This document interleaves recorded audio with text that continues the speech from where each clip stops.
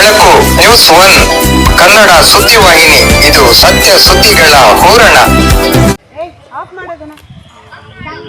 ಶಾಲಾ ಕಾರ್ಯಕ್ರಮದಲ್ಲಿ ನೈಜ ಘಟನೆಗಳ ಕುರಿತಾದ ಹಿತನುಡಿ ಆಸಕ್ತಿಯಿಂದ ಆಲಿಸಿದ ಮಕ್ಕಳು ಮತ್ತು ಪೋಷಕರು.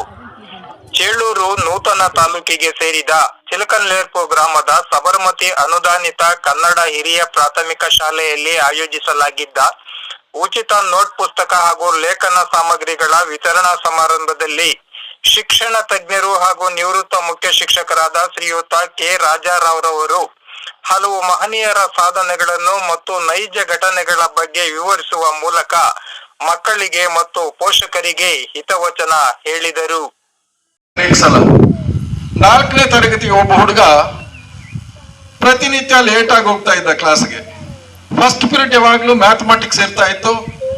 ಮ್ಯಾಥಮೆಟಿಕ್ಸ್ ಟೀಚರ್ ಅವ್ರು ನೋಡ್ಬಿಟ್ಟು ಆಚೆ ನಿಲ್ಸ್ಬಿಟ್ರು, ಲೇಟ್ ಆಗಿ ಬರ್ತಾ ಇದೆಯಾ, ಕ್ಲಾಸಿಗೆ ಸೇರ್ಸಲ್ಲ ಅಂತ. ಇದನ್ನ ಯಾಕೆ ಅಂದ್ರೆ ನಾನು ಪೇರೆಂಟ್ಸ್ ಸ್ವಲ್ಪ ಕೇಳ್ಬೇಕಿಂತವು. ಆ ಲೇಟ್ ಆಗಿ ಬಂದಾಗ ಟೀಚರ್ ಸೇರಿಸ್ಲಿಲ್ಲ, ಪಾಠ ಎಲ್ಲ ಮುಗ್ದೋಯ್ತು, ಪೀರಿಯಡ್ ಬೆಲ್ ಆಯ್ತು, ಆ ಹುಡುಗ ಆಚೆನೆ ನಿಂತ್ಕೊಂಡಿದ್ದ. ಟೀಚರ್ ಆಮೇಲೆ ಆಚೆಗೆ ಹೋದ್ರು. ಆಚೆಗೆ ಹೋಗಿ ನೋಡಿದ್ರೆ ಹೊರಗಡೆಯಿಂದ ಆ ಹುಡುಗ ಅಚ್ಚುಕಟ್ಟಾಗಿ ನೋಟ್ಬುಕ್ ಅಲ್ಲಿ ಎಲ್ಲ ಬರ್ಕೊಂಡಿರ್ತಾನೆ. ಟೀಚರ್ ಬೋರ್ಡ್ ಮೇಲೆ ಏನೇನ್ ಮಾಡಿದ್ರು ಅದನ್ನೆಲ್ಲ ಅಚ್ಚುಕಟ್ಟಾಗಿ ಬರ್ಕೊಂಡಿರ್ತಾನೆ. ಆಚೆ ಇದ್ರು ಆ ಟೀಚರ್ಗೆ ಖುಷಿ ಆಗೋಗ್ಬಿಡುತ್ತೆ. ಕೇಳ್ತಾನೆ, ಯಾಕಪ್ಪ ಲೇಟು, ಏನ್ ಸಮಾಚಾರ ಅಂದ್ರೆ, ಸರ್ ನಮ್ಮ ಅಪ್ಪ ಇಲ್ಲ, ನಮ್ಮಮ್ಮ ಒಬ್ಬರೇ ಇರೋದು, ಮನೆಯಲ್ಲಿ ನಮ್ಮಮ್ಮ ಕಾಯಿಲೆ ಬಿದ್ದಿದ್ದಾರೆ, ಪ್ರತಿನಿತ್ಯ ನಾನೇ ನೀರು ತಂದಿರ್ಬೇಕು, ಅನ್ನ ಮಾಡಿಟ್ಟು ಬರ್ಬೇಕು, ಅದಕ್ಕೋಸ್ಕರ ಲೇಟ್ ಆಗ್ತಾ ಇದೆ ಸರ್ ಅಂತಾರೆ.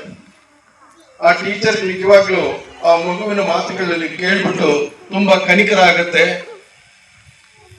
ಆ ಮಗುವನ್ನ ಆಮೇಲೆ ಆ ಟೀಚರೇ ಶ್ರದ್ಧೆ ವಹಿಸಿ 7th ವರೆಗೂ ಓದಿಸ್ತಾರೆ. 7th ಆದ್ಮೇಲೆ 8th 9th 10th ಬೇರೆ ಕಡೆ ಕರ್ಕೊಂಡೋಗಿ ಹಾಸ್ಟೆಲ್ ಸೀಟ್ ಕೊಡಿಸಿ ಓದಿಸ್ತಾರೆ. ಆ ಹುಡುಗ ಕಡೆಗೆ ಏನಾದ ಗೊತ್ತಾ ನಿಮ್ಗೆ ಈ ಕತೆ? KR ನಾರಾಯಣನ್ ಆದ. ಯಾರು KR ನಾರಾಯಣನ್? ರಾಷ್ಟ್ರಪತಿ. ಅವರು ಒಬ್ಬ ರಾಷ್ಟ್ರಪತಿ ಆದ್ರು, ನಮ್ಮ ದೇಶದ ರಾಷ್ಟ್ರಪತಿ. ನೋಡಿ, ಸ್ಕೂಲ್ಗೆ ಸರಿಯಾಗಿ ಹೋಗೋದಕ್ಕೆ ಟೈಮ್ ಇಲ್ಲದೆ, ಓದೋದಕ್ಕೆ ಅವಕಾಶ ಇಲ್ಲದೆ ಇರೋ ಒಬ್ಬ ಹುಡುಗನು ಸಹ ಅವಕಾಶ ಸಿಕ್ಕಿದಾಗ, ಮನಸ್ಸು ಮಾಡಿದಾಗ ಉನ್ನತ ಮಟ್ಟಕ್ಕೆ ಏರಬಹುದು ಅಂತ ಇದು ಒಂದು ನಿದರ್ಶನ. ಅದೇ ರೀತಿ ಅಬ್ದುಲ್ ಕಲಾಂ ಆಗ್ಬೋದು, ಲಾಲ್ ಬಹದ್ದೂರ್ ಶಾಸ್ತ್ರಿ ಆಗ್ಬೋದು, ಅವರೆಲ್ಲ ಬಡ ಕುಟುಂಬಗಳಲ್ಲಿ ಹುಟ್ಟಿದವ್ರೆ.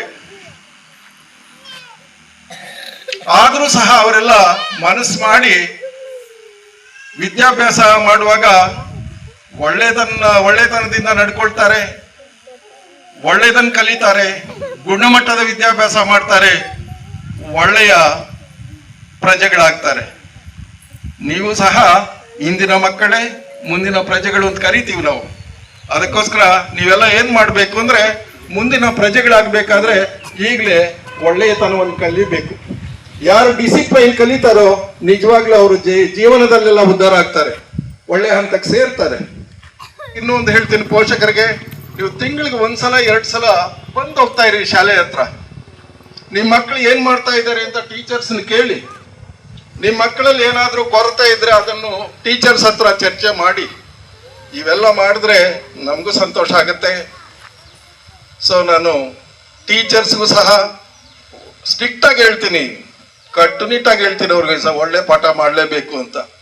ಒಬ್ಬ ಆಟೋ ಡ್ರೈವರ್ ಏನ್ ಮಾಡ್ದ ಅಂದ್ರೆ, ಒಬ್ಬ ಪ್ರೆಗ್ನೆಂಟ್ ಹೆಂಗಸನ್ನು, ಇಲ್ಲ ಹೆಂಗಸು ಆಟೋನಲ್ಲಿ ಹೋಗ್ತಾ ಇದ್ದಾಳೆ, ಹಾಸ್ಪಿಟ್ಲ್ಗೆ ಹೋಗ್ಬೇಕು ಅಂತ.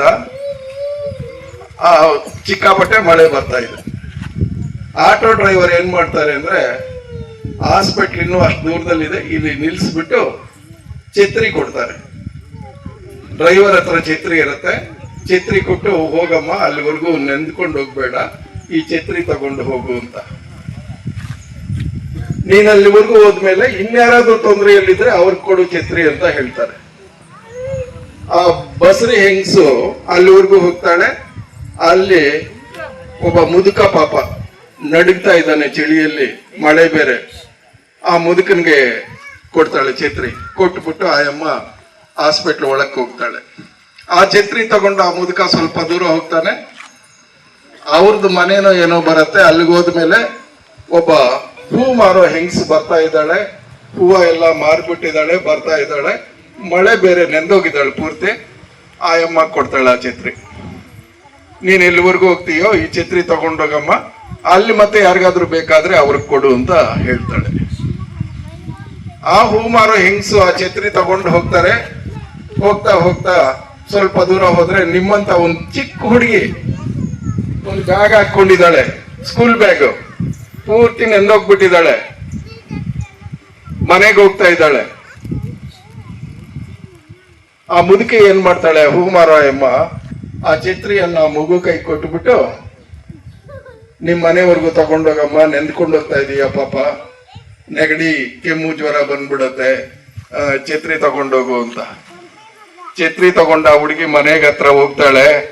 ಮನೆ ಹತ್ರ ಹೋದ್ರೆ ಅವರಪ್ಪ ಆಚೆಗೆ ಬರ್ತಾನೆ. ಯಾರು ಗೊತ್ತಾ ಅವರಪ್ಪ? Auto driver. ಯಾವ ಆಟೋ ಡ್ರೈವರ್ ಛತ್ರಿ ಕೊಟ್ಟಿರ್ತಾನೋ ಆ ಛತ್ರಿ ಮತ್ತೆ ಯಾರಿಗೆ ಸೇರ್ತೋ? ಮತ್ತೆ ಅದೇ ಆಟೋ ಡ್ರೈವರ್ಗೆ ಸೇರಿದೆ ನೋಡಿ. ಯಾರು ಸಹಾಯ ಮಾಡಿದ್ರೆ ಅವ್ರಿಗೂ ಯಾವುದೋ ಒಂದು ರೂಪದಲ್ಲಿ ಸಹಾಯ ಆಗತ್ತೆ.